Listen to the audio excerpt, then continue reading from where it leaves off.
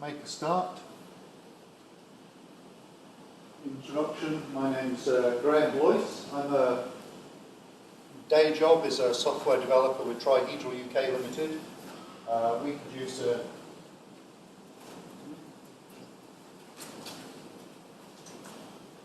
produce software for the SCADA industry, a SCADA toolkit called VT SCADA. Been in the market 30 years, I've been with the company 20 years. And my use of Wireshark on the day job is capturing traffic from the industrial telecontrol protocols that we use, DMP3, SIP, Siemens S7, all those normal things in industrial communications. And initially I was just using Wireshark just to capture the traffic, just to investigate it. I write a lot of drivers for our products, so I'm heavily involved in the communications to the devices. And then Wireshark didn't quite do what I needed. As I mentioned in the keynote, we run on Windows, so the Windows platform for Wireshark at that time was lagging behind Linux. So I helped to bring Windows up to speed with the rest of the supported platforms, and then helped a great deal in with the DMP3 dissector. DMP3 is a common protocol used in electrical and water industries. And I dabbled in various other parts of the Wireshark infrastructure, helping out with the Windows build systems that make all the automated builds for Windows, and the move to CMake from originally we used to use NMake. Helped out on occasional bugs and things like that as well. Also, I've frequently seen on the Ask Wireshark website, answering questions, hopefully, helpfully, and also fixing the formatting and correcting people's answers to comments, which I should be. My little OCD attributes helping there. So the topics of this talk, just to make sure you're all in the right thing, this is talking about dissectors and how you can add a dissector to Wireshark to help with traffic that isn't covered yet. So we briefly talk a little bit about the Wireshark framework as a whole and where dissectors fit into that. And then dissectors themselves, a brief overview of what a dissector has to do, and then discuss 3 different ways of writing a dissector. It's not just all writing C code. There's several other ways to achieve dissection, and then a review of the complexity and performance trade-offs of those 3 methods of writing a dissector. So Wireshark itself, the software that comprises Wireshark, I actually think of it as a huge big framework for achieving dissection. And to achieve the dissection and display the results, we need to be able to load and capture network traffic. So there's various parts of the Wireshark infrastructure dealing with that. And then once the capture file has been loaded, a PCAP or PCAP-NG or various other formats that we support, then handing those off to the dissectors, which work through it. And then the dissectors add the display filter fields, and then after dissectors we can have taps, and then various other parts of the Wireshark framework allow us to do statistics and so on, expert info, and all those other good things that we use when we're actively looking at network traffic with Wireshark. And within that aspect of the framework, dissectors themselves really don't care where the traffic comes from. Dissectors are just concerned with a frame. They're given a frame of data, a body, a payload of data, and that's what they work with. There's various other info available to a dissector to help with running that dissection of that payload. But basically, a dissector, you're not interested in where the traffic came from. That's handled via another Wireshark library, live wiretap. And the Wireshark framework as well provides a whole ton of utility functions that dissector writers can use. So particularly within your dissectors, we'll see when we come onto it, you're just interested in your particular bytes, and you'll hand them off to the framework in a particular way to be displayed. You'll say these 2 bytes here are a short integer, and I want you to display them as a short integer, or this is a string. So again, there's a whole load of utility functions. There's things to do CRCs and things to do period displays, time display, all sorts of utility functions there. I only cover a very small portion of that in the talk today. The documentation there is, expands on that a lot more than I can cover in this short talk today. And then the Wireshark framework allows dissectors, once they've determined what these bytes mean in the frame and how they should be represented, to hand those off and allow those products of dissection to be written out, either in the GUI, if you're running the GUI, or output via text from T-Shark. So dissectors, how do they fit into this framework? Their main port of entry is that they'll register in the data from a lower level protocol. I'm assuming that you're not writing something on the equivalent of, say, an Ethernet dissector, which is effectively the base level protocol for all Ethernet traffic. You're doing something that runs maybe atop TCP or UDP or something else like that. So, for instance, there, if you had a protocol running on TCP, port 54321, as we shall see, your dissector would register interest in that. It would tell the TCP dissector, if you have anything on port 54321, I'd like to know about it. So we build up a chain of dissectors within the Wireshark framework, so that a packet comes in off the caption, it says it's a frame type Ethernet, that will go to the Ethernet dissector. Then the Ethernet dissector will look at the protocol type, find its IP, hand it off to the IP dissector, and so on, TCP, and then maybe your dissector, depending on where you are in the stack. And we provide lots of methods within the Wireshark infrastructure to plug your dissector into the appropriate part in the stack. So then within a dissector, as I mentioned, you're given a buffer, effectively a payload of the bytes that say the TCP protocol, the payload of the TCP protocol is handed off to you. And your dissector has to pick apart those bytes. If you've got a nice protocol where each frame is atomic and you can dissect it totally within that frame, then that's great. Others, protocols, rely on state information from previous frames. So your dissector may have to cache that information, be able to look it up. That's a term we use in dissectors called conversations. A little bit advanced, which I won't be covering today. So within your dissector, you have to determine what those payload bytes mean, whether they're integers or strings or control functions or something else like that. And each element of that protocol you're picking apart, as I mentioned, has a type. And there's a whole heap of different types of integers, signed, unsigned, various lengths, 8-bit, 16-bit, 32, 64, 48, strings, Unicode, ASCII, all sorts, bit fields, you can mask out and display, for instance, like a TCP flags display where we have all the bits broken out. We can do all that as well with your protocol, and various forms of timestamps. And then the final bit of dissectors that they provide all the display fields that we know and use when we're doing filtering of our captions, display filtering. So a dissector will declare all those fields that can be used in display filters. So generally when we're working with a dissector, we're doing these sequences of outputs. Fairly obviously we want to set a protocol column, useful and able to filter directly on a protocol. So we set the protocol column, and then we set the info column. That may actually be done in steps, that you can set an initial thing in the info column, and then as you dissect more of the packet, you can maybe add more info to the info column, so you can append info on. We'll also want to create the tree entries that we see in the GUI. As you process down elements of your protocol and you'll set into sub-elements, and you create tree entries and sub-tree entries for protocol column components, and then you'll add values to those tree entries. So discrete values or text or explanatory text or whatever. And then if you're in the middle of a protocol stack, you may need to call a sub-dissector. The details in those bytes tell you which sub-dissector to call. So you may have to hand off the rest of the payload to another dissector.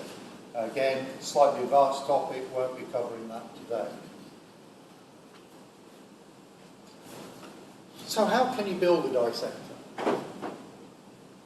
What I'm covering today is three options. There may be one more I can think of, but as I say, it's not covered in the talk, so I won't really discuss that. So the first option is actually what I've termed text-based, and that is where it's not really a program that describes the dissection. You're just providing a textual description of the protocol, and facilities within Wireshark are then able to use that to dissect the protocol. And there's a couple of options there that you can use when your protocol has been formally defined.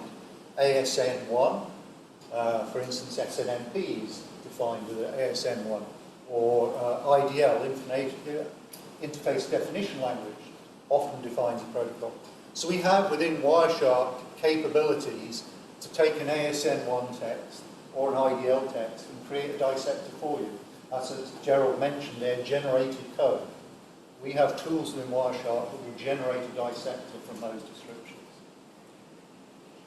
If you're not lucky enough to have a formal description of your protocol, then another text-based option is the Wireshark Generic Dissector, WSGD. It's a bit of a mouthful, so I'll just call it GD throughout the talk. And I will actually cover doing a dissector in GD. Other options, you can use an actual programming language, but it's a script-based one. We used to support some Python stuff. That's been removed quite a while ago. Basically, nobody was able to support that. So the support one we have at the moment is built in is Lua. Lua is a small embedded scripting language used in a variety of other scenarios, but we have support within the Wireshark engine for Lua scripts. And we provide facilities for these Lua scripts to call back into the Wireshark engine. So you can create a dissector using Lua. And the last option there is a C-based dissector. You're writing it in C code. And that is traditionally how all Wireshark dissectors, apart from the ASN ones, are incorporated into Wireshark. In fact, the ASN1 and IDL dissectors, they generate C code, which is then compiled with all the rest of the C dissectors. Obviously, to do C dissectors, you've got to be able to write and understand C, and you need a full development environment, you need a full compilation environment to do so. The advantage of the text-based and script language-based ones is you just need a text editor, and away you go. So the purposes of this protocol, this talk, the whole point of writing a dissector is that there is no dissector for it for this protocol. So I've invented a little demonstration protocol here that I've made up. It's very similar to a lot of protocols we use in the industrial communications scenario. You have a slave device, some sort of remote telemetry device that is acquiring some information such as temperature or pressure or something like that, and the master system communicates with the slave, and it's request-response type messages. And so the little protocol here has a header with a byte indicating which function type it is, and then a short value, 2 bytes in big endian format for the total message length. It's always easy if a protocol has some indicator of a message length. It makes parsing the rest of it a lot easier. And then within this protocol, the message type or command, we have 6 different message types. Connect, so the master will connect, the slave will connect back, and then if the session is finished, the master will send a disconnect, and the slave will send a disconnect back. And those connect and disconnect messages have a session ID in them. And then the real meat of the little protocol, we can request data and get a request reply that have some indicators of what type of data we're requesting and what type has come back. And this little demonstration protocol returns some either a short integer or a long integer or character string. So it's just able to demonstrate within a dissector how you would display these various types of data. So I wouldn't really concentrate too much on the protocol, it's just used there. It's quite a simple way to demonstrate what we're going to do in a dissector. And we'll see that protocol being dissected in the three ways I'm going to demonstrate today, with GD, with Lua, and with a C-based dissector. After the SharkFest is finished, all the files and all the PCAPs that I'm using for the demonstration today will be available for download. So you can take all those and try it out yourself in your own version of Wireshark. So for these text-based dissectors, the protocol definition is just held in a simple text file that you use with an editor. And then these definitions are either interpreted or parsed to produce something that can be compiled to produce a dissector, or in the case of GD, a dissector directly takes the text definition and then uses that at runtime to dissect.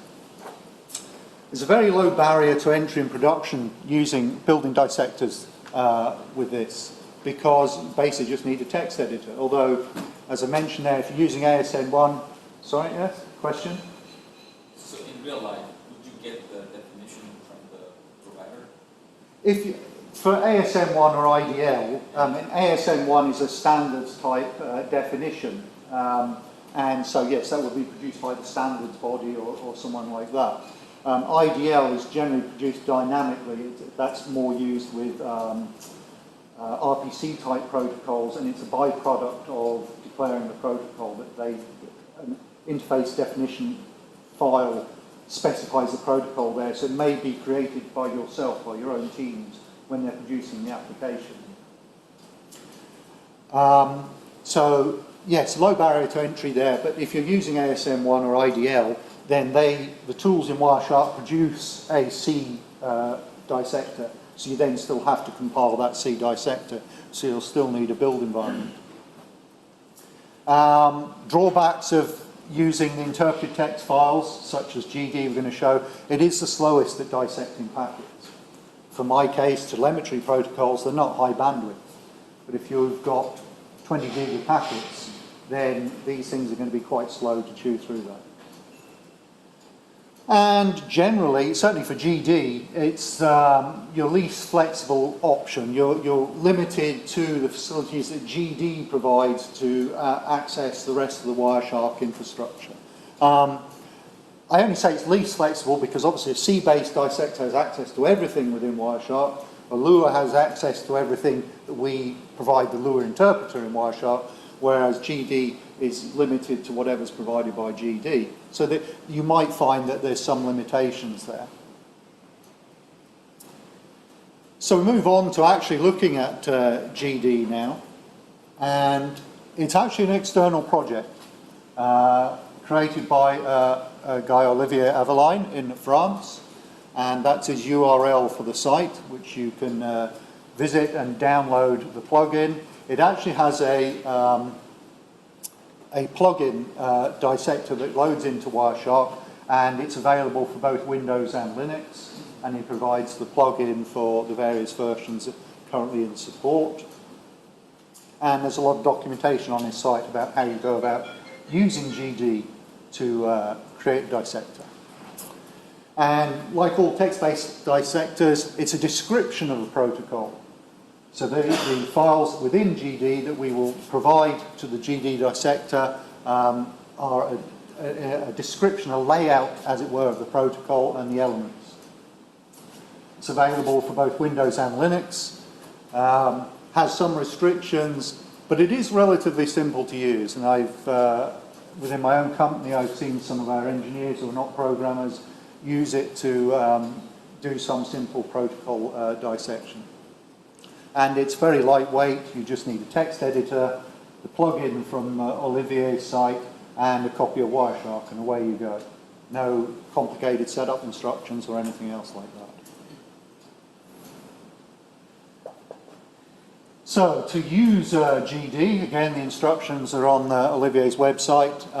You get the appropriate version of the plugin. As common with all Wireshark stuff, the plugins, such as protocol plugin, dissector plugins, are only transferable between a specific version of Wireshark. So a plugin for 2.6 can only be used with 2.6, not 2.4 and so on. So you get the appropriate version of the plugin, and there's a couple of spots that you can place it, a couple of directories, the global plugins directory or the personal one. And then you create the required definition files, and you can again put them in several places in your installation as listed there, and the details again are in the Olivier's documentation on the GD website. And so GD is generally used with two files. The protocol definition file, and that's the top level details of the protocol to be dissected, such as the name.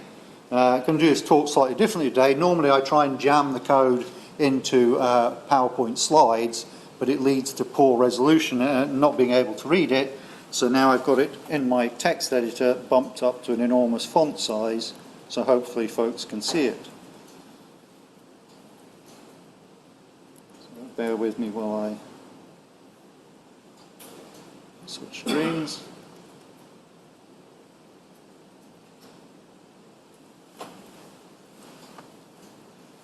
So starting off here with the protocol definition. So GD works on a series of, it's almost like key value pairs, the description of a protocol. So we've got a couple of elements here. A hash indicates a comment, and then I've uppercased here the keys. So we have a proto-name key. These are all fairly obviously what they are, the short name, and then an abbreviation which is used in display filter elements. So I've set this up here for this demonstration protocol. And then you have to hook your dissector into the rest of the framework, as I mentioned. So this time it says my parent is a TCP port, and I'm actually running on port 54321. And then we have a couple of GD elements that say, well, my protocol always starts with a header. So we now determine the name of this header. This will be a structure we see in the next file where we expand the header. So we say the header type, and then within the header we have a ID field name, and again that's the name of the function that we're going to be doing, connect or connect at or disconnect at. And then we have this info string that we're going to build up to show in the info column. Scroll down a little here.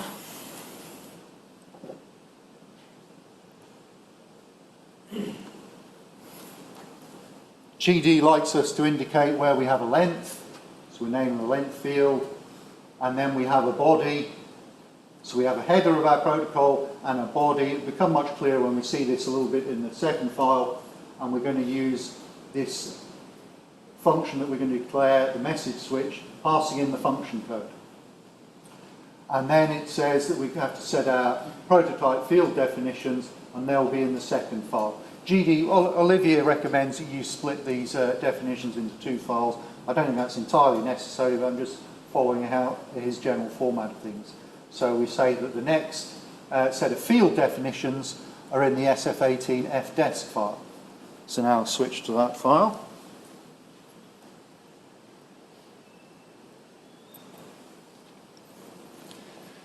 So now we start detailing the actual parts of our protocol here, and we can see that we start off with an enumeration, an 8-bit enumeration. So that's our function code, which is a single byte, 8 bits, and we're going to determine there the possible values of that function code. Oh, sorry.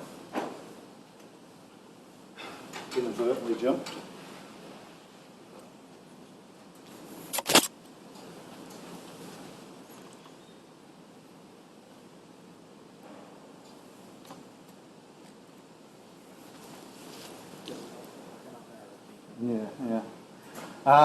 So in our little protocol we have 20, which was the connect function, And then within GD, you don't have to explicitly do a 21. You can just do a minus, which indicates, or a dash, indicates it's the previous value plus 1. So we've got 20, 21, 40, 41, 60, 61 for our function code types. And then we have our header definition. So this is the little header within the message. I'm sorry, what are the values? Those are, within the protocol, when we have a function code value of 20, that means that this message is a connect message. And a 21 is a connect at message that will come back from the device. So these are those are the enumerations of those particular function codes, giving names for them that will be shown in the display. So you, equivalent to get post. It's Yeah. like that. yeah. It's just numbers instead of string. Yes, this protocol is using integers as the function codes rather than a textual name for a function code. Sure. So this is showing enumeration allows you to map numbers to names. But then there will be a response back from the server also. Yes. So now we're jumping into the header, and I've just messed around with my little protocol. Normally, hopefully, you would have a same protocol that doesn't jump between big endian and little endian all the way through. But I'm just showing facilities within GD to set the byte order. So that means for, say, 2-bit integers, which is the little endian, big endian, which is the big part and small part. So we're setting the byte order, and we're using our message function that we declared in the previous bits there. So this is our function code. And then we have our 16-bit unsigned integer, which is our length. And then this thing here is a bit of GD code that says we're going to set the info string to the output of the function code.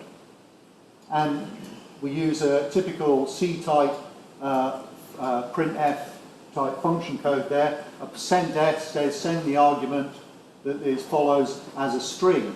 Remember, our function code was an integer, an 8-bit integer, and GD will automatically convert that to the name of the function from the enumeration. So you'll see in the info column connect or connect at rather than 20.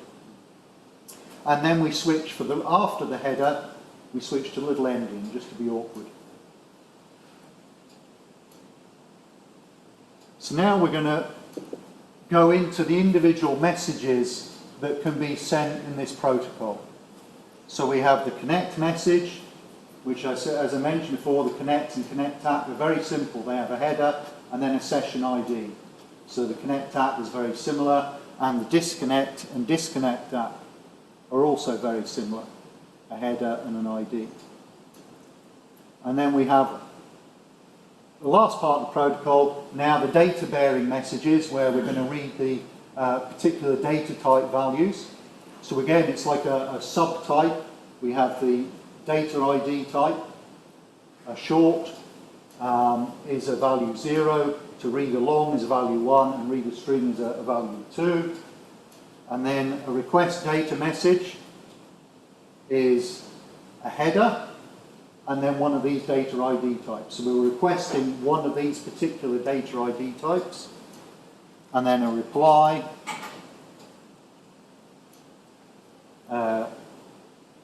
has a header and a data ID type again. You're telling the master which type of data you're returning. And then we have a switch statement. A switch statement in programming terms allows us to select one of the options, and the value passed in is data ID, is this the data value 0, 1 or 2 for a short, a long or an integer. And so the switch here then says, depending on which data ID type it is, this is how we're going to represent the data. We're going to call it, if it's a read short, we're going to represent it as a UNT16 short, unsigned 16-bit short, so on for a long, and if the data type's a string, we're going to represent it as a data string. So this now tells GD the data types we expect and how we can represent them. We do a little bit of belt and braces here. We say if it's an unknown message type, if it's not a 20, 21, 40, 41, 60 or 61, well, we don't quite know what it is, but what we'll do is we'll print the header and then we'll eat all the rest of the bytes. The raw statement here in GD says just consume all the rest of the bytes in the payload. We have no idea what they are, but we'll just add them as raw bytes. It may be that you've got engineers developing this protocol and they go and add an 80 message which you don't know about. So it just adds a bit of safety there.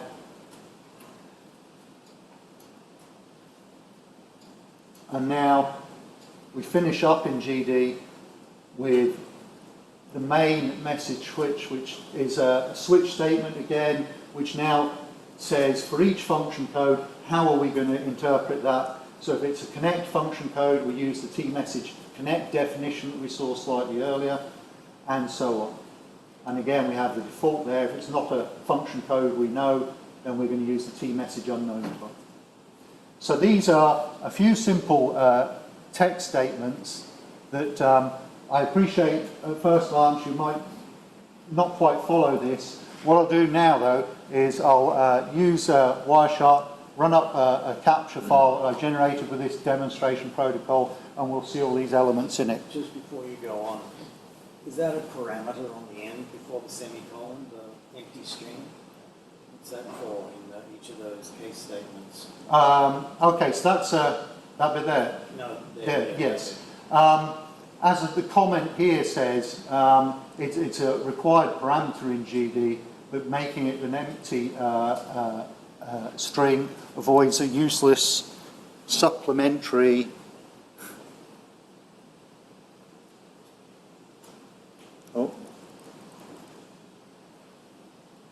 tree. It allows you to automatically add a subtree to an element. So I'm just defeating that in GD. I will hold my hand up and say, I am not an expert in GD, I am not an expert in Lua, I only know just enough to do this demonstration. So I've like you, I've worked through these things to produce this demonstration.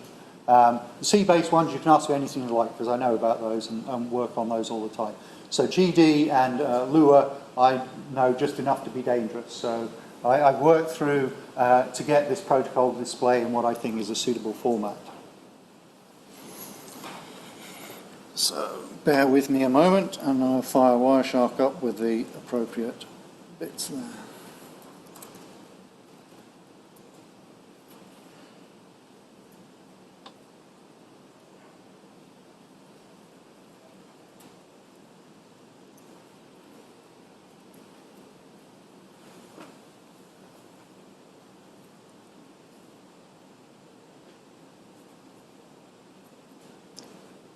So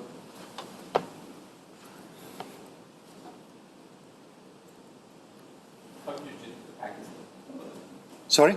How do you generate the package? I wrote a little driver in the VT SCADA product that I develop on as my day job. So I used that as a simulating master and slave and wrote some little simple code to generate these packets. So we can see there, as you would expect, it's running on TCP. So we see a SYN-SYNAC ACK to create the TCP connection. And we start now seeing our protocol messages. So we see a connect ACK, some request data, reply, data reply, disconnect ACK, and then a finish out of the TCP sequence. So we can see immediately that we have the protocol column filled in with SF18, and we can see the info column has been filled in with our message types. And now if I select one of those messages, we'll see the expansion in the tree view. So we can see there the tree entry has been added with the expansion of the function and then showing what the numeric value was. And we can see the message in the hex bytes there. Obviously it doesn't show up too well because of the colour contrast there. So it's all the facilities you would expect from a Wireshark dissector. And then if I go to probably the most interesting ones, so there's the request data, and then request data reply. And we can see there that was a type of 2, and it was reading the string SharkFest 18, and those are the bytes in the message. So we have a fairly simple textual dissector there that gives a very useful display within Wireshark. And we also have access to all the display filter strings.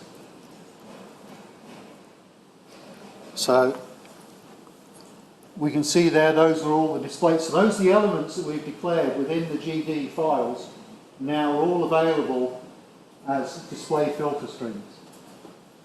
So we've got a fair amount of utility straight there with a reasonable amount of effort. Obviously you'd have to read the GD documentation and go through the effort and so on like that. There are demonstrations on Olivier's site. There's also this one here if you felt that it was useful to modify and go ahead with it yourself. So let's say, like in my line of job, most of the time, I need to decode the body part, which basically gives me all the information. Yeah. And of course, you know, my program is decoding and all that, but when we need to debug something and we are running captures, Yeah. I don't want to bring up my application and go through the whole thing. I just want to see something over here. So essentially, I will be able to, since I have the technical documentation as to how many bytes, what is the format, the formatting and everything, I should be able to just update the GD file. Yes. And the body part. Yes. And decode, like write a one-time decoder, and then it should be able to just pull in as long as I get it out. That's right. As long as you've got the capture file, I mean, without the GD dissector, these would just show up as TCP payloads. Right. So you would just see pops. pops. Hex and That's right. And then we've all done that. We've worked through the hex to work out what's going on, but that gets boring very quickly. Yeah. So that's why we then have dissectors now. And so by writing that GD dissector, you will be able to dissect a body. Now you've got to, within the dissector, you've got to hook on to a certain point in the framework. So for instance, this one is on ports 54321. So any traffic on 54321. You could hook into the HTTP dissector, for instance, and a particular HTTP S-MIME type or something like that. You could hook in that way.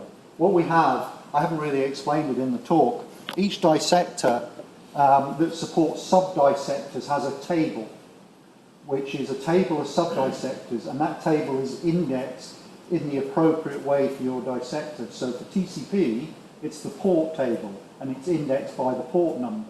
Same for UDP, there's a port table, and it's indicated by port number. For other protocols, the data, the table is indexed by a text string. It might be the MIME type for HTTP. So that has a whole big table of different MIME types. So when it sees the MIME type in the header, then it calls the appropriate sub-dissector for that MIME type. So depending on how your protocol stack is layered, that's how you would hook in. So I might be jumping over here, but let's say, so I decode in C++. Yeah. So I already have the mapping and the decoder logic in, let's say, CPP files or header files, class files. Is there a way where I don't have to like redo the whole thing in Wireshark if I can like supplement, okay, upload these Not C really. files? Not really. Basically, because like you'll see more when we come on to the C dissectors, that your dissector has to call the Wireshark infrastructure to display an integer, to display a log, and that won't be in your current CPP file. So you would only be able to use them as a guide to create a dissector. And I write drivers for the day product in C and C++, and I can't use that code to do dissectors. It's a different realm, really. You can use it as a guide, and it's certainly having it in C or C++ and then doing a C or C++. Well, we don't do C++ dissectors, but a C-based dissector. The code is relatively easy to follow and compare, but it's a different nature, really. So having that there, unfortunately, can't make any direct use of it. It would only be as a relative guide. So that's GD. Just a very quick walkthrough. So in this case, you invented a new protocol. Yes. How about for the existing protocols, like for the HTTP? And when the payload comes back, I would like to break it down to a format, I know what the response comes back. But every time we get myself manually into a spreadsheet of doing that, Yeah. we can't display that in Wireshark itself. Well, that depends on the protocol that you're adding on to. So was it SCTP? It's SVP, yeah. SCP. Yeah. So that depends on whether that's got a table that you can plug in. And if it has a table that says if the certain value is this, then call this dissector, then you could use that capability. Not all dissectors have tables built in that allow you to do that, in which case you will be faced with modifying the original dissector to be able to do so. And all that comes compiled when I download in Wireshark. Yes, Wireshark is all built. If you need to modify an existing dissector in Wireshark, you're back to C-based development. You'd have to get the full source code and modify that source code and rebuild. Okay. So there's nothing from utility. No, we can hook into dissectors that have tables that can hand off to sub-dissectors. Okay. But if it doesn't do that, then you've got to modify that dissector itself.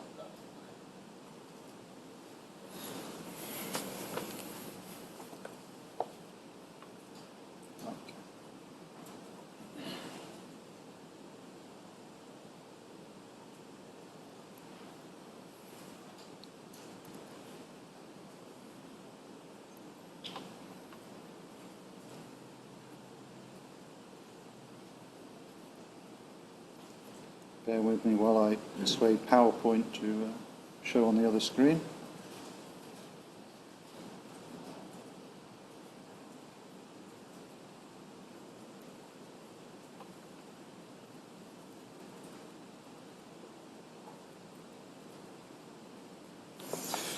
So the next step we're moving on to now is scripting language-based dissectors. So now you're actually, I think, really programmed because you're using a defined programming language, in this case Lua, and we've built into the Wireshark infrastructure Lua extensions that your script can call to use to perform your dissection. So again, your Lua dissector is held in a text file, so you just need a text editor, but it's written according to the programming language syntax, in this case Lua. And then those definitions are interpreted by the scripting language runtime. Within Wireshark, we have a Lua runtime system.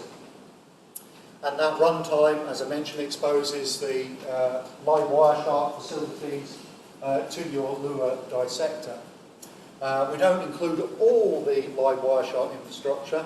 I'm not entirely certain where the limits are, but it's pretty good. You can do pretty much everything in a Lua-based dissector. You don't need a development environment. You can go away with just a simple text editor, Notepad, if you've really got something that low. But being a programming language, Lua, there's plenty of editors that know about Lua syntax and do syntax highlighting and so on to give you a little bit of help.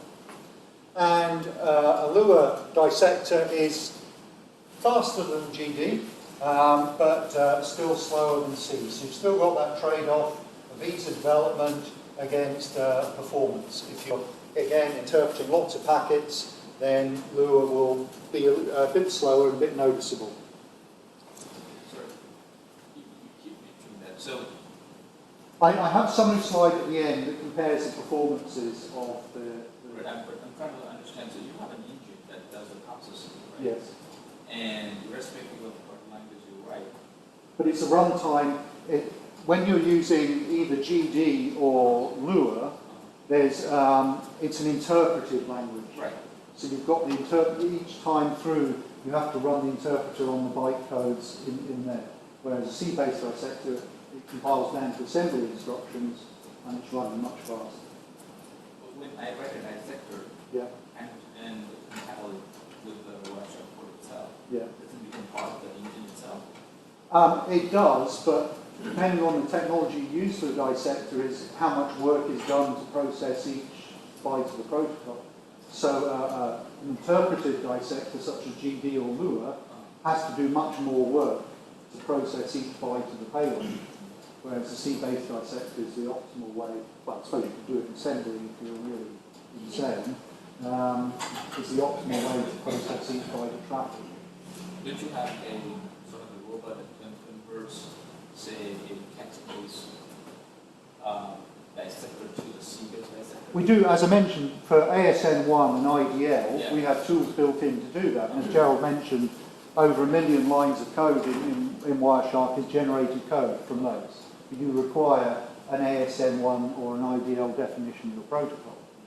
And tomorrow I'll be giving a talk about what I've managed to achieve in converting something like the GD language to C-based dissectors as well. Yeah, so there are follow-on approaches here. This is just an introductory approach, detail on dissector writing. The details of these methods, I don't particularly recommend one or other. It all depends on your skill set and availability of time and what you're trying to achieve in the end. So when you're creating a Lua dissector, it's built in on most platforms. I suppose there's some odd things like AIX or something where it might not be available, but it's built in on all the regular builds, or Linux, Windows, and Mac OS. You can use the Lua support to do other things other than dissectors. We have a thing called post dissectors. They run after dissection and taps, and they can be used to produce statistics and so on.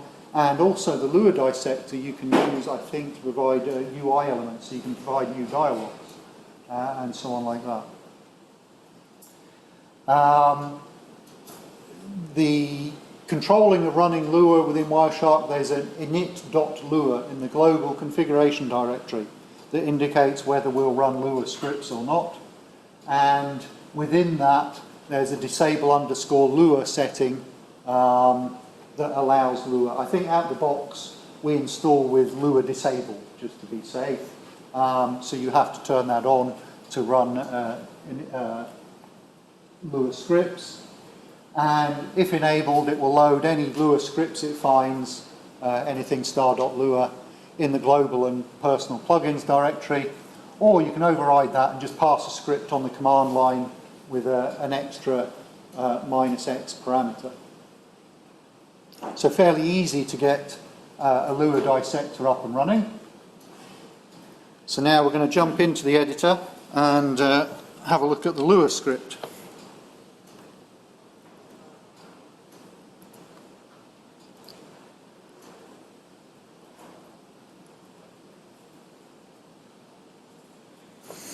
So now we can see the editor I'm using here, Visual Studio Code, has syntax highlighting. Hopefully it isn't too ugly.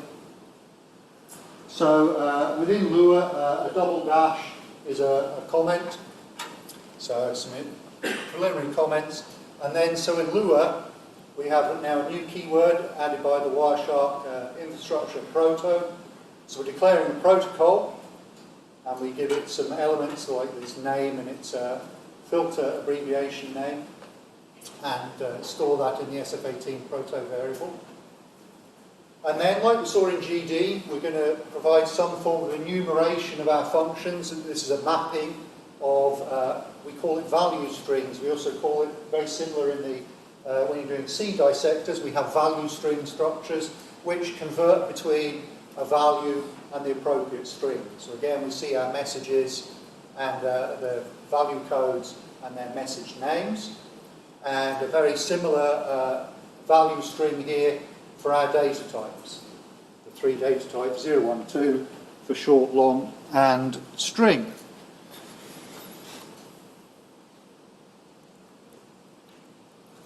So now in Lua, we declare the individual fields.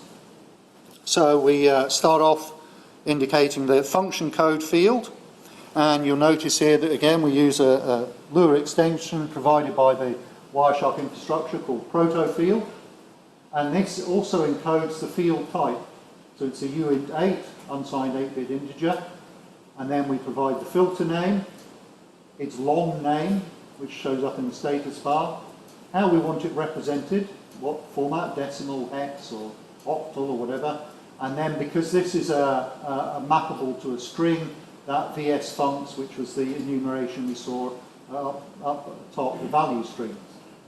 So in Lua, we run through the different fields that we're going to use. So we don't have to determine a header and a body or anything that we had to do in GD. Now we just declare all the fields straight up there.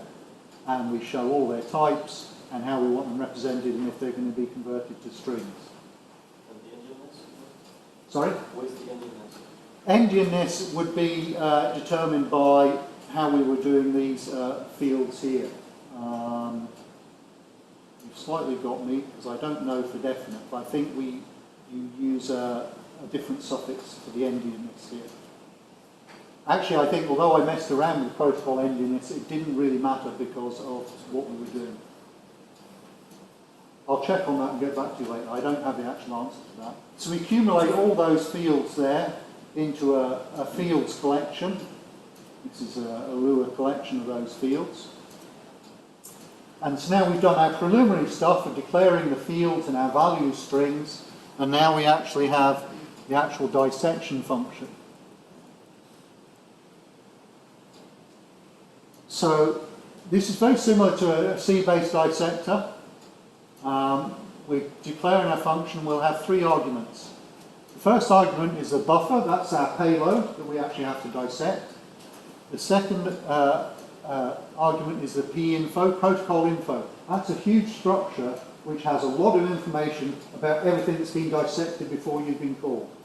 So you can dig into p-info and find out all sorts of information, and we'll see us accessing p-info in the next step. And then we get the tree, which is the current protocol tree that we'll append our results onto. So we can see immediately we want to set our protocol column, and that's in the p-info structure. It's got a cols member, which we then access by name, so it's a map. So we access the protocol member of that cols structure, and we set our protocol name. So we're declaring what we're doing. And then we start adding tree items. So the tree argument here, we're going to add that protocol, and we're going to say we're going to use the whole of the buffer. And then quite common with C-based dissectors, and I've replicated that in Lua, we have an offset variable. That points to where we currently are in the buffer. As we work through the buffer, we'll increment offset. And offset is used all the way through. So now we're going to add the header tree item. So now we're breaking out our little protocol's header into a separate tree item. So we're going to say, we first of all created a tree item for our protocol there, stored it in T_SF18. So we're going to add to that a new item, whatever's in the buffer, starting at offset, which we set to 0, so it's right at the front of the buffer, and then the 3 bytes, so, because our header is 3 bytes. Our header is just the function code and the 2-byte length, and we're going to call that header. So that tree item is the header, and then that's in T header, and to that we add the function code and the length, again using offset and the number of bytes to be used from offset for those things. And we also, for our own use, read out function code from the buffer. So we're storing that in a local variable there that we'll use then when we decide how we're going to dissect each individual function. We've read the header, so now we bump the offset on by 3, which was the size of the header.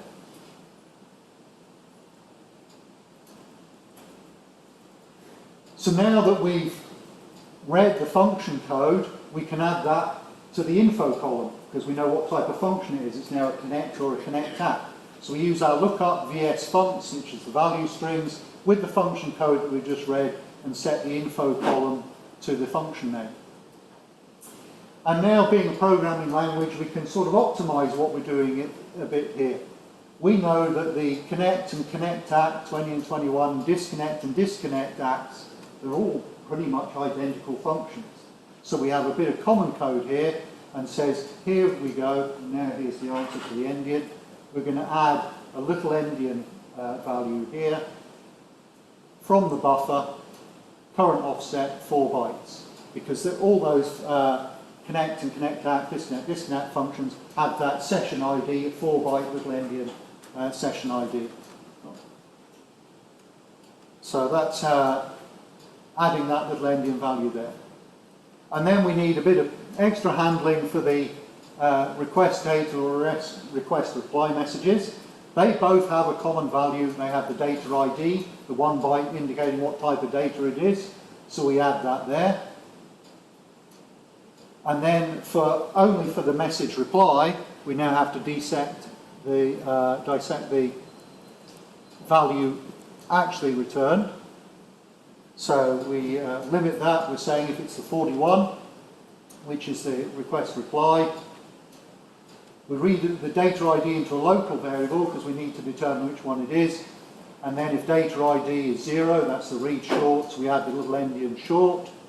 Otherwise, if it's the 1, we add the little endian long. Otherwise, it's the data type 2, then we're adding the string. So now we've worked out for those 3 data types how we're going to add them.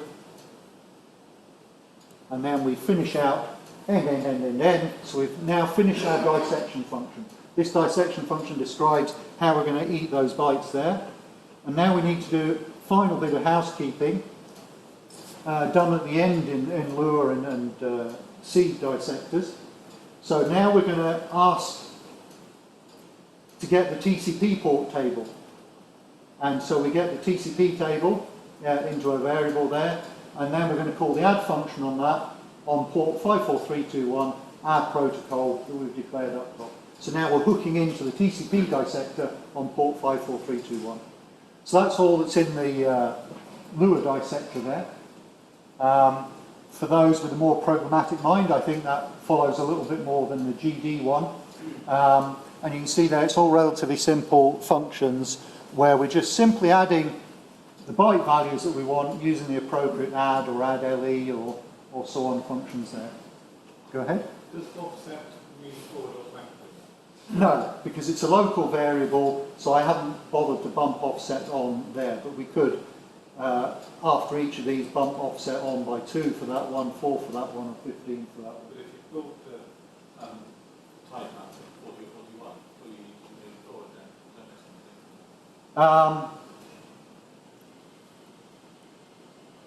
Oh no, it was that, sorry, it was that. Okay. Everything is that line.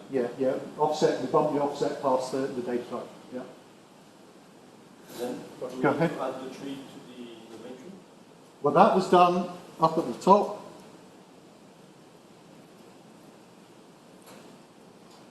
So we added the protocol tree there,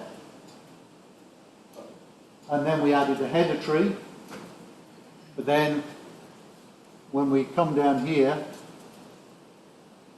we're now going into our protocol tree, T underscore SF18 add. So we're adding to that element of the protocol tree. So we had 2 protocol tree elements, the T underscore SF18, which is the main one, and T header, which was the sub one for the header. And you mentioned sometimes it can be a custom for packets.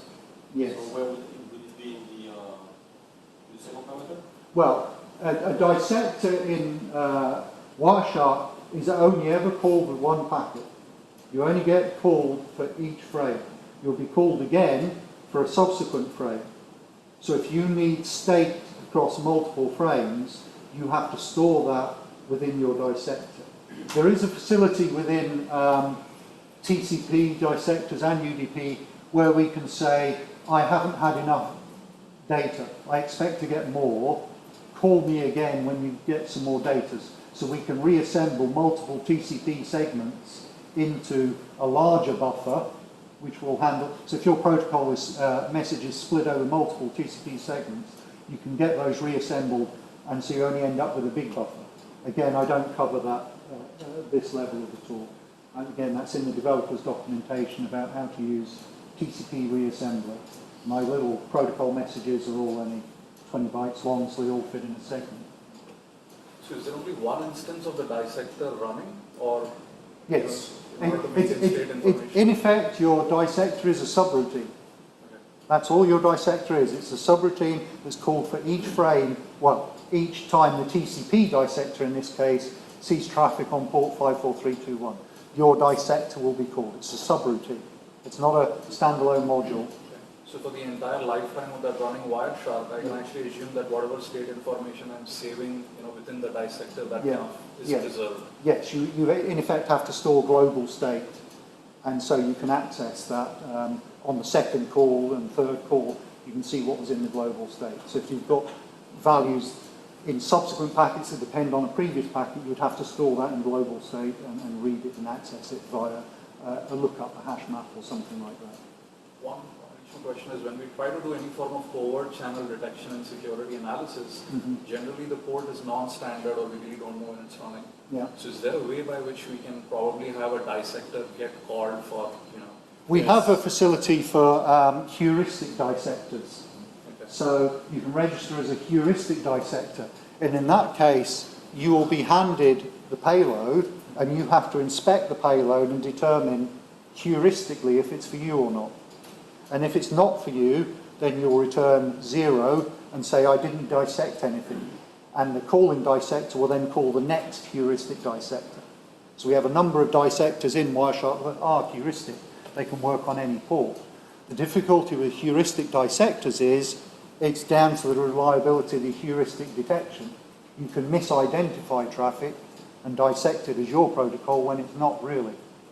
But So you can also explicitly in the UI say dissect this packet. you can as do decode X, Y, as. Z type. Yeah. Decode as. let's say the decode as well? Yeah. Okay. Go ahead. At the bottom, you register against the dissector table for certain TCP.port. Is there some way to register, like I want to register against a data field that's not further parsed in Wireshark and parse the rest of the way? Is that post dissector or chain or something? There is an ability to, as well with, Graham mentioned them earlier, and I'll talk about them briefly in my session. There are dissector tables where you can register against effectively a filter field saying my dissector should be called when you see this value in this field. So a lot Or of just like a generic data blob that Wireshark stops parsing and will parse the rest of it, which is like runtime specific or installation specific. You would probably need to add a preference to your dissector to say which type of thing you want to dissect. So we can add the user preferences for protocols. So if you can't determine from inspecting the packet how it should be decoded, then you need user assistance to indicate which variant, it might be a variant of a protocol or something like that. But I think we're conflating two things there. One is, how do you hook your dissector into the rest of the infrastructure? Is it a port-based dissector, or is it a MIME-type-based dissector for HTTP, or it might be some other thing? I mean, ports, you can also specify a range, as opposed to a distinct port. For the text-based tables, you can, whatever the text string is that puts you into the parent or the calling dissector. You mentioned that the sector can call sub-dissectors. Yes. And also you said that there is only one dissector running at a time. So is it possible? Well, it's a stack of it's a call stack.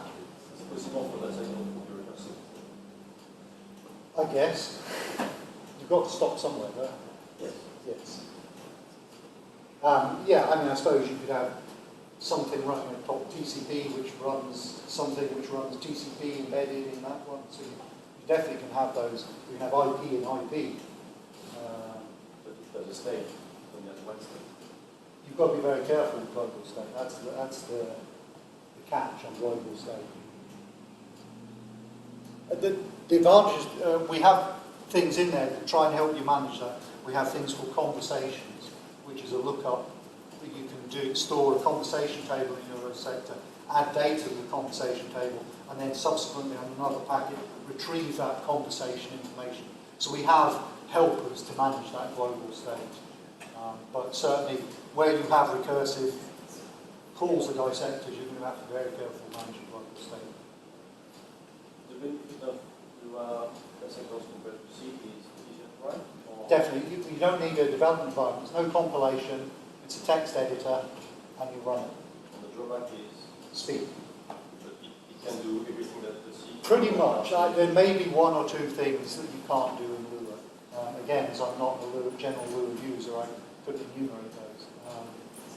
but there's possibly, you know, as we add new things to the Wireshark engine, they get added for all the sea-based dissectors first, and then when somebody says, oh, we need this for Lua, then we go ahead and do that as well. So the Lua, the availability of features in Lua tends to lag behind sea-based dissectors.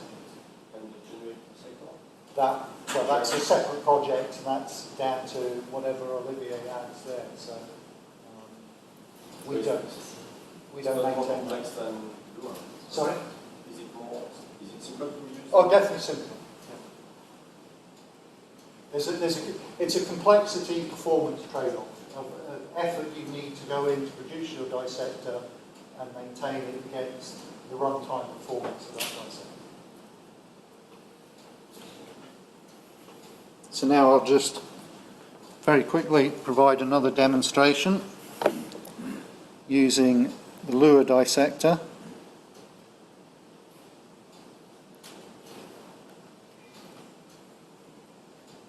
So I'm using exactly the same capture as before.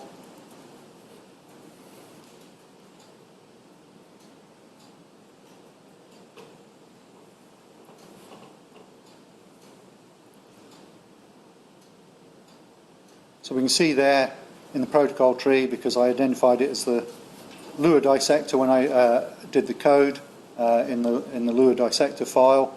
So it shows up there. We can see we've got the message, names and types there, and then that string, data string value there. So from the user point of view, there's very little difference. GD, for some reason, always puts the square brackets around these function names. In Lua and C, they're just directly as we see there. So from a user point of view, and we've got exactly the same fields that we saw before, able to filter on those field types. So practically there's no great difference between GD and Lua, but Lua is possibly more accessible if you have experience with Lua or another scripting language that you're able to use. And it's also, as I say, it's maintained by us, so it's closer to the regular Wireshark infrastructure available in a C dissector. So, and the output is always a tree of strings? Well, it's tree elements that's displayed in the UI. It's always displayed as a string of factors? Well, it depends. If you have HTTP and there's an image, is Yes. it possible for the dissector to emit an image in a tree? No, we don't have any image drawing functions for tree elements. There is stuff. I think there is stuff to display an image elsewhere. We can export data objects, so you can export objects such as PNGs and so on from an HTTP stream. But that's slightly different from a dissector. Can't really do that in Lua, or in fact, I don't think you can do that actually in a dissector. That has to be done externally by the framework.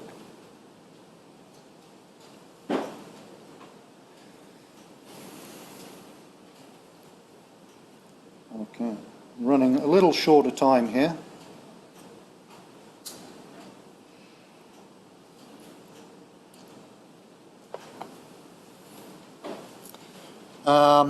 So we'll probably have to just skip through the C code quite quickly, but some points to note on a C-based dissector. The protocol definition is implied in the dissector source code, and that dissector source code has to be compiled into live Wireshark or as a standalone distributable plugin. You have access, obviously, to all the live Wireshark infrastructure. There's quite a high knowledge barrier to initial implementation. You have to be a C programmer, you have to set up your development environment, you have to understand the live Wireshark API. The big advantage of C-based dissectors is there's, as Gerald said, 2,480 others to look at to find something similar. Cut and paste coding helps really quickly sometimes, so there's a lot of options there. But then a lot of those other dissectors have been generated by 1,400 authors, so there's a lot of different styles of things in there. So there's somewhat a lack of consistency, but there's a lot of options to go with.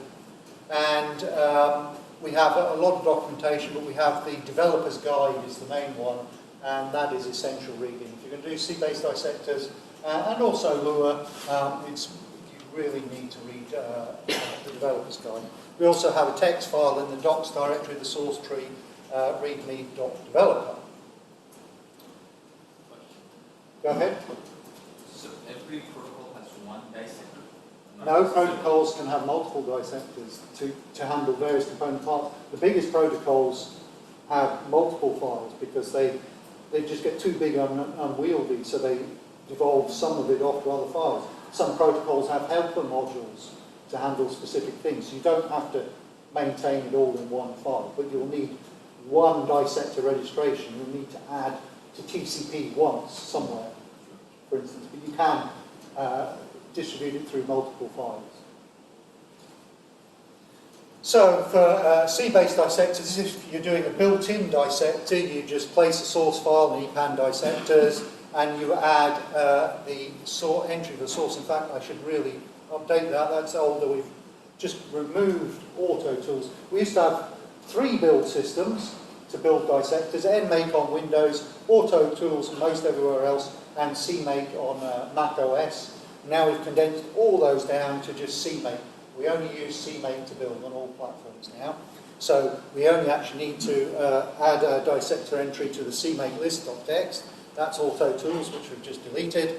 And then rebuild Wireshark in the normal way. Very simple statement written there, but it causes no end of grief because you have to get your development environment set up. We rely on a ton of external libraries. You have to get all those at the right versions, all set up, all available to the compilation system. More problems than others on Windows because Windows doesn't really have support for third-party libraries. We have to manage all that ourselves. You have to get all those. There's Qt, glib, and all sorts of things. We've done our best, and that's why I mentioned the developer's guide. That tells you how to do it. If you follow the developer's guide, step by step, do not deviate, do not do anything different, you'll get a successful build. So if you try and jump ahead, do things a little bit different, then you run into problems. So you don't have like a package that would like install all these helper or third party? On Linux you do, there's, I think you can use the build deps. So on Linux it's generally a little easier. That's probably Ubuntu dependent. I don't think. Yeah, probably, yeah. CentOS? CentOS, no, I don't think CentOS has. RPM doesn't have the equivalent, does it? Well, RPM has package collections, but Yeah. there's probably not one for that handles, say, Wireshark. Yeah, you're now moving out of my realm of expertise. I built on Ubuntu with build deps, but not on CentOS or Red Hat. So. I'll just mention that if anyone's experimented with FreeBSD report system, well in that case, because of how it builds all I mean, within RPM, I think we can indicate our dependencies, but somebody else handles that, right? That's beyond my limit. So again, developer's guide. I know there has been some work ongoing recently to expand the developer's guide for building on Linux, because it was assumed that folks had the knowledge how to do that. So we're a little short time, so I'm just going to skip through the C dissector code. It's very similar to Lua, but more verbose, unfortunately. That is the way of C. There's a lot of boilerplate in there, so bear with me while we skip through this quite quickly. So we have a couple of general includes. These are the minimal includes you can get away with in a C-based dissector. Config.h is all about preferences. glib.h is a lot of functions we use from glib, and then packet.h is the standard header file that all dissectors need. It exposes functions that dissectors are going to use. We have some hash defines here for our function codes and our port that we're going to be using. And then we also have defined for the minimum length we expect for our protocol. Our protocol, the minimum number of bytes we expect to see is 4. We have some of those value strings that I mentioned in the Lua one, so that now converts between the values we saw there, the hash defines, the 20 now gets connected, the value gets appropriated to the string appropriate for that value. So we've got a lookup table there for value strings for the function names, and similarly we do defines for the data types, and we've got the lookup table there. So very similar to the Lua dissector there. Then we have to declare all the variables we're going to use, all the header field variables that we're going to use in Wireshark. In fact, we have a proto field, and all these initialize to -1. These are the register fields. These are not the field values. These are the things that will be used to hold the tree values. So we have the length ID, data ID, and data types. And then we have to have subtree pointers in C-based dissectors. For the two subtrees, we're going to use the main protocol subtree and then the header protocol subtree. Again, all initialized to -1. This is all standard C-based dissector boilerplate. Then we actually get a dissection function. So somewhat similar to Lua, we get a TVB, which is of TVB buff type. TVB is a testable virtual buffer. So obviously in C, if you have a buffer, it's fairly easy to index off the end and then bad things happen, buffer overflows and so on. So TVB is a safe buffer. And if you index off the end, we will catch the exception and everything will be okay. We have our pinfo structure. It's very similar again to as in Lua, which holds information such as the columns and so on. We have the tree pointer that we're going to append data to, the tree elements to. And then C-based dissectors can also be passed an optional data element, a void, so it's an untyped data element. So that can be used when you have a call tree, a dissector, subdissector, you can pass information down that call tree. So C-based dissectors, yet more boilerplate. We have to have proto-item pointers, which is the tree items as we're working on it, and tree pointers, so we're declaring those. And some other local variables, our offset that I mentioned before there that we're going to use to step through, the function code that we read to determine what the function code is, and the data ID that we're going to read. So first of all, we do a bit of hygiene here. We say, is the buffer greater than our, less than our minimum length? If it is, it's not for us. This can't be for us, so we return 0. So that's a kind of optimization there saying, can't be our protocol, let's exit and get out of here. So now we read the function code and we use TVB functions. There's a bazillion of these for all the different data types. Again, readme.developer lists all these. So TVB get GUINT 8. So we're going to get an unsigned 8-bit integer from the TVB at the current offset. And then we're going to say, try convert that value to a string.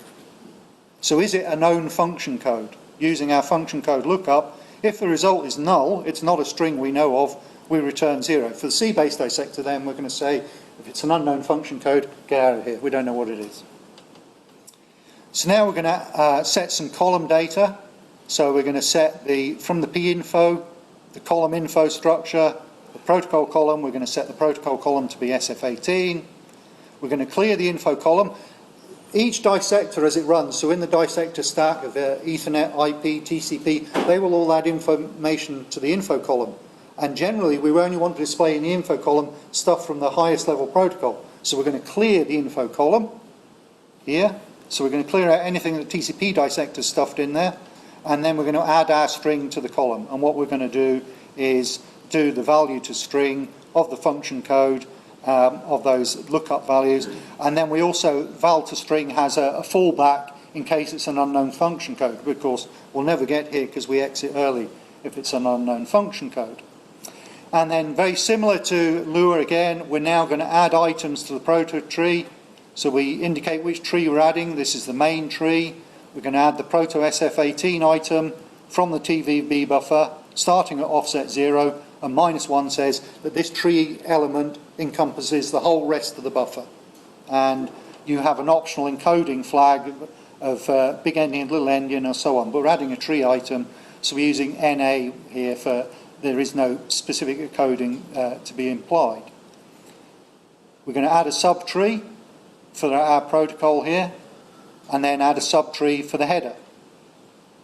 I'm naming that header. The subtree is in the TVB, starts at offset 0, 3 bytes long.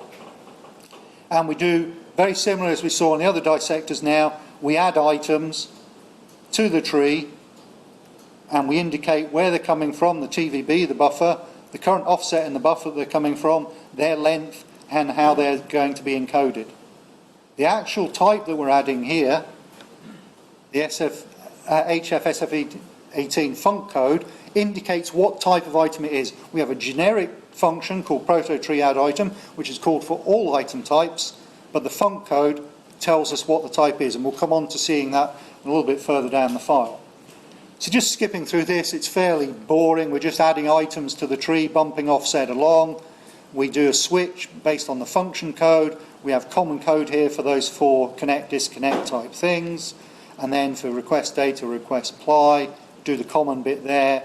And then for the reply only, we add on the data type there that's being supplied. So those all use proto-triad item, and they all use the individual header field definition, which we'll see a little bit further down. And then last thing we do in our dissector is return the current offset. That's how far we got through the payload. So that says the amount of text, amount of bytes in the payload we've dissected. If there were subsequent bytes in there, then the TCP dissector, so we had 2 PDUs in the same TCP segment, the TCP dissector would call us again for that second PDU. So that offset there tells us how many bytes we've actually processed this time. We now have to register our protocol. This function has to be this exact format because we use tools to find all the registration functions in the dissectors when we build up the library. So it must be called proto, register, and then your function name. And then your registration, you'll have an HF register info array. And this array is all the header fields that you're going to do. And this is now where we define those header fields. The variable it's going to go into, its name there, this is the function code, its filter name, that's going to be used in a display filter, and then the type. A uint8, we're going to display it in decimal, and we're going to use a value lookup string to display it. I can never remember what that is. That's a bit mask or something, I think. Yes, yes. Yeah. Then we have its long Sunday best name that displays up in the status bar, and then again I can never remember why we have hfill, but you just you just always have hfill on the end. I think there's an option to do something with a field, but it's very rarely used. So all those fields that we're going to be using all have their own field definitions here. You can see all the different field types there. Some with lookup strings, some with all shown in decimal. And then we have to set up the proto-tree, subtree array. This is all boilerplate C dissector code that you have to do. And then we get down to the actual meat of this here. We're going to register our protocol using the protocol names here. So this is a C-based protocol dissector. 2 short names there. Can't remember why we have 2 names, but and then we have to register our field array, the HF field array that we declared just above, and register our subtree array. Once we've done that, then we have the proto-reg handoff function again, must be named exactly proto-reg handoff because it's looked up by tools. And this is where we connect up to the TCP dissector. So we need a handle for our protocol, and we fill in the handle with create dissector handle using our dissect function. So this is like a callback? Yes. Yes. This will be called by live Wireshark at runtime initialization. So this allows all dissectors at runtime. So this is why the progress bar goes up a little bit slowly at startup. All the dissectors are being asked to register all their fields. And now we add to the TCP port table on our own port. So a little bit of comment there that we use mode lines in our source files to set the tabs and so on. So last little bit of demo. Again, it's not very exciting because it's exactly the same as you've seen before, but it's now C-based.